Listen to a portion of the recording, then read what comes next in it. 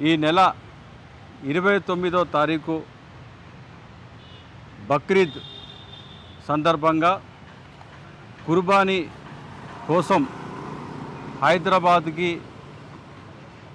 దేశీ గోవుల సంతతిని పెద్ద మొత్తాన అక్రమంగా తరలించి వధించి చిత్రహింసలు గురి చేసి చంపడానికి కోసం ఒక వర్గం ఏర్పాట్లు చేసుకున్నటువంటి విషయాన్ని ఇప్పటికే పోలీస్ ఉన్నతాధికారుల దృష్టికి తీసుకురావడం జరిగింది.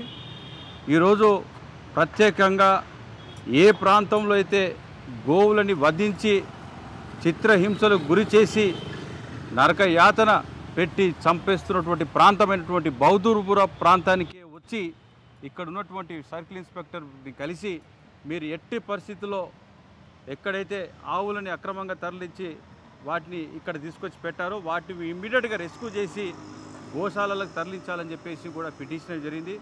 గతంలో Hyderabad police commissioner CV Anand గారికి ఇచ్చినటువంటి ఫిర్యాదుని మరొకసారి వీరికి కూడా ఇవ్వడం వల్ల ఆ ఒత్తిడితోనన్నా వీళ్ళు పనిచేసి గోవులను రక్షిస్తారని చెప్పేసి ఒక ఉద్దేశంతో ఇక్కడ రావడం జరిగింది.